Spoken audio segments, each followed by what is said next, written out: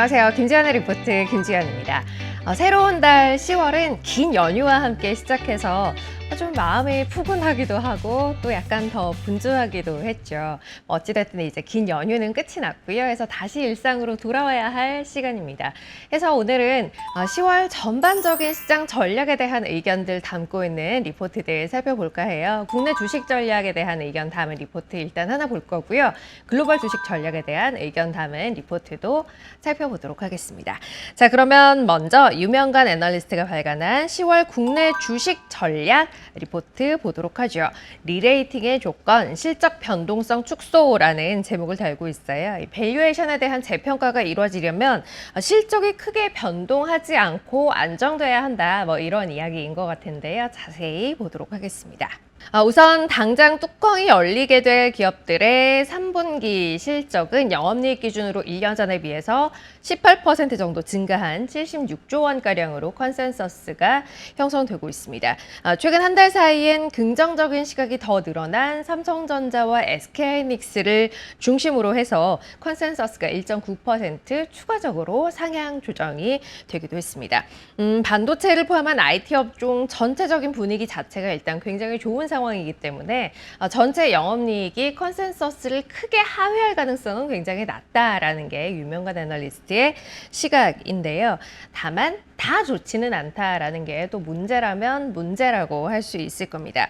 일단 최근 움직임의 방향을 보면 반도체를 제외한 나머지 업종군 위주의 컨센서스는 움직임 없이 거의 평탄한 상황이다라고 이야기를 했고요. 반도체를 제외한 영업이익 컨센서스는 전년 대비 9%에서 14%가량의 성장에 그치는, 그러니까 반도체를 포함했을 때와는 다소 분위기가 좀 다른 모습이 될 것 같다라고 이야기를 했습니다. 결론적으로 보면 시장 전체의 실적 개선에 대한 기대보다는 업종별 실적치에 대해서 조금 더 주목해야 한다라는 이야기가 될 것 같은데요. 업종별로 보면 최근까지도 컨센서스가 상향되고 있는 반도체 이외 디스플레이, 그리고 조선, 정유, 방산, 유틸리티 이외 증권, 엔터 정도에서 이익 모멘텀이 개선되는 흐름을 보여주고 있고요. 나머지 2차 전지, 화학, 통신, 운송, 화장품과 의류, 그리고 IT 하드웨어와 철강, 필수 소비재, 미디어, 기계, 지주, 유통, 게임, 자동차 업종의 이익 모멘텀은 다소 부진한 상황이라는 게 일단 3분기 어닝 시즌에 대한 대략의 가이드입니다. 한편 큰 이제 관점에서 보면 국내 증시 밸류에이션 리레이팅에 대한 기대, 그러니까 밸류에이션에 대한 재평가가 이루어질 거다라는 기대는 사실 어느 때보다도 높아져 있는 상황이라고 할 수 있을 거예요. 기업 지배구조, 즉 거버넌스 개선으로 리스크 프리미엄이 일단 낮아지고 있는 상황이고요. 주주 환원 확대로 ROE가 개선되는 상황이기도 합니다. 하다 보니 우리나라 시장이 이제 조금 더 평가를 후하게 받을 수 있지 않을까라는 기대도 높아져 있는 상황이에요. 유명관 애널리스트는 여기에 더해서 기업 펀더멘탈 관점에서 실적 변동성이 낮아지는, 그러니까 이익의 안정성이 높아지는 흐름 역시 밸류에이션 상승에 대한 기대에 힘을 싣고 있다라고 이야기를 했습니다. 극단적으로 보면 성장성이 둔화된다고 하더라도 이익 안정성이 담보되는 구간에서는 밸류에이션이 상승하는 흐름을 보였다라는 게 이 이야기와 함께 유명관 애널리스트가 담은 내용이고요. 실제 코스피 밸류에이션이 상승했던 2005년에서 2007년 사이의 이익 증가율은 오히려 둔화되는 흐름을 보였던 바 있기도 합니다. 아무튼 이 실적 변동성의 축소라는 관점에서 보면 현재 기대할 만한 요인이 좀 있다라는 게 그래서 이제 덧붙여진 이야기인데요. 코스피를 구성하고 있는 주요 업종 내에서 경기 상황에 민감해서 실적 변동성이 큰 업종, 그러니까 정유, 화학, 철강, 자동차 이런 업종들이 전체 시장에서의 이익에서 차지하는 이익에 미치는 기여도의 비중이 좀 떨어졌다라고 이야기를 했고요. 반면 성장성이 높고 변동성이 낮은 업종, 그러니까 조선, 방산, 그리고 전력기기와 소프트웨어, 헬스케어의 이 기여도는 높아지고 있다라는 이야기 하고 있습니다. 그러니까 이익 변동성이 큰 업종의 이익이 시장 전체의 이익에 기여하는 정도가 낮아졌고, 이익 변동성이 낮고 성장성이 높은 업종의 이익이 시장 전체의 이익에 기여하는 정도가 많아졌기 때문에 시장 전체의 이익에 있어서의 안정성이 높아지고 있다라는 게 여기서 이야기하고 있는 이야기예요. 유명한 애널리스트는 여기에 풍부한 현금 흐름도 이익의 안정성을 높이는 한 가지 요인이다라고 설명을 했습니다.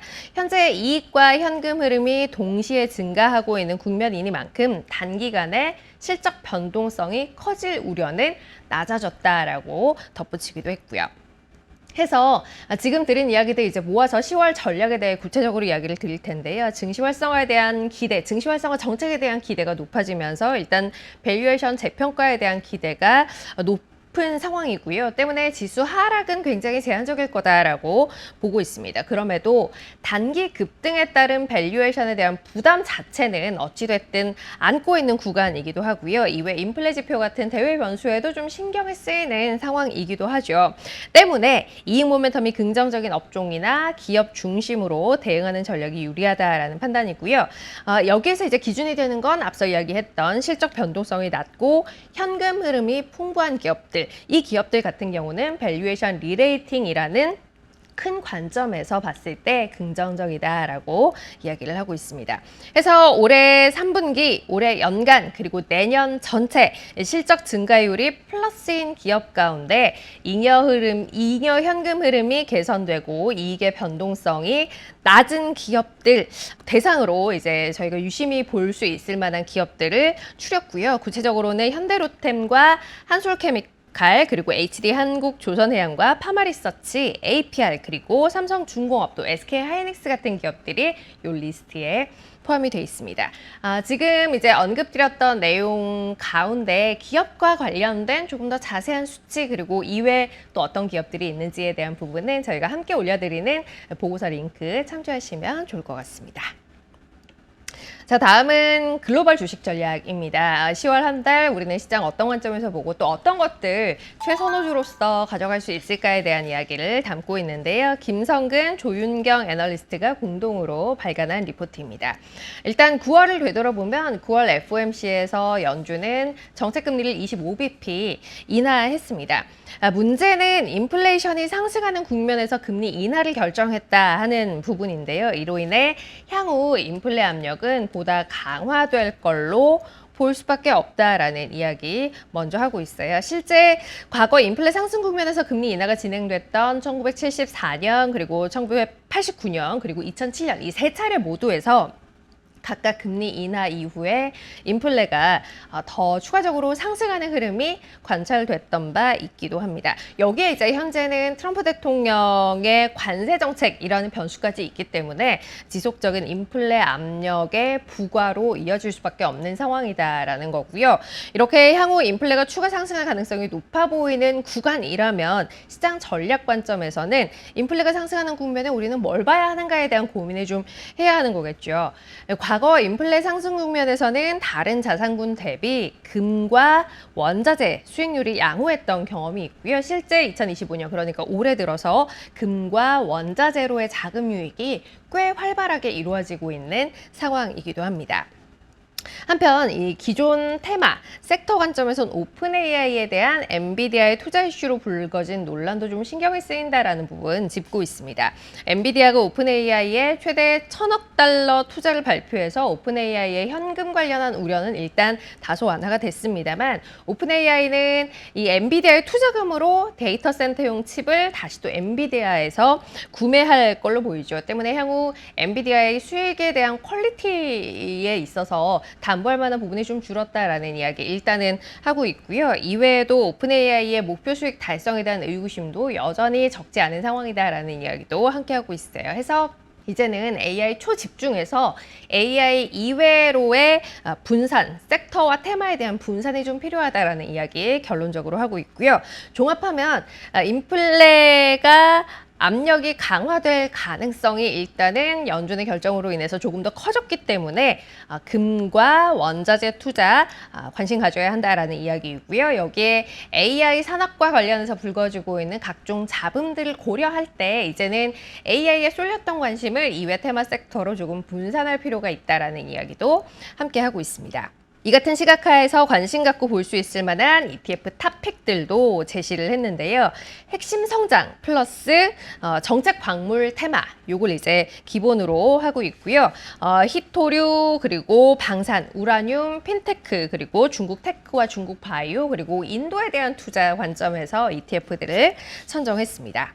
일단 중국과의 경쟁 구도하에서 미국 내 히토류 공급망 구축은 이제 필수적인 흐름이 될 수밖에 없는 상황이지요. 해서 이쪽에 대한 미국 정부의 정책적인 지원은 계속해서 커질 수밖에 없다라는 관점에서 히토류 관련 ETF, 레멕스 티커 쓰는 ETF 골랐고요. 러시아의 나토 국경 침범, 우크라이나 휴전에 대한 기대감 소멸 등이 세계 곳곳의 지정학적 불안감을 잠재우지 못하고 있는 흐름으로 이어지고 있어요. 해서 각국의 방위비 이 확대에 대한 움직임은 계속해서 유지될 수밖에 없다라는 관점에서 방산 관련 ETF, SHLD 역시 이번 탑픽에 담았습니다. 이번 달엔 앞서 이제 원자재 광물 이야기를 했는데요. 우라늄 ETF도 탑픽으로 선정을 했어요. 미국의 원자력 에너지 증진 정책이 지속되는 가운데 원재료인 우라늄의 미국 내 생산 증진 정책도 계속될 수밖에 없다, 강화될 수밖에 없다라는 관점에서 티커 URA 쓰는 ETF 탑픽으로 선정을 했습니다. 이외에 스테이블 코인 생태계 활성화에 대한 기대가 어느 때보다 높아지고 있다라는 관점에서 거래량 증가에 따른 수혜 기대되는 플랫폼에 관심 가져야 한다라는 의견으로 ARKF 쓰는 ETF 탑픽으로 역시 선정을 했고요. 이외에는 이제 지역적인 분산 관점이에요. 중국과 인도에 대한 관심 여전히 이야기를 하고 있는데요. 일단 중국 내 반도체 칩에 대한 자체 개발 노력과 해외 칩들의 입지 축소 움직임 등을 감안했을 때 홍콩에 상장된 중국 테크 ETF 관심 갖고 볼만하다라는 이야기하고 있습니다. 유의미한 기술력 향상 흐름이 보이고 또 글로벌 빅파마들과의 라이센싱 계약이 증가하고 있는 중국 바이오에 대한 관심 역시 반영해서 홍콩에 상장된 중국 바이오 ETF도 선정을 했고요. 마지막 인도 같은 경우는 미국 관세와 관련한 우려가 좀 커져 있긴 합니다만 무역 의존도가 낮은 인도 경제의 이 특징을 감안했을 때 그리고 미국 이외 국가들과의 무역 관계 다변화를 추진하고 있는 점을 감안했을 때 여전히 탑픽으로 가져갈 만하다라는 이야기했어요. DIA 티커 쓰는 ETF 이렇게 해서 함께 담고 있습니다. 이렇게 해서 쭉 10월 한 달 동안 그리고 이후에도 좀 지켜볼 수 있을 만한 ETF들 탑픽으로 골라봤고요. 어떤 관점에서 글로벌 또 한국 시장 투자해야 할지에 대한 이야기도 함께 들어봤습니다. 이제 또 3분기 실적 시즌도 곧 시작이 되죠. 해서 관련된 내용들 담은 리포트들도 쭉 나오게 될 텐데요. 10월 남아있는 기간 동안 관련한 이야기들 계속해서 전달해 드리도록 하죠. 오늘 준비한 내용은 여기까지입니다. 좋은 한 주 보내세요.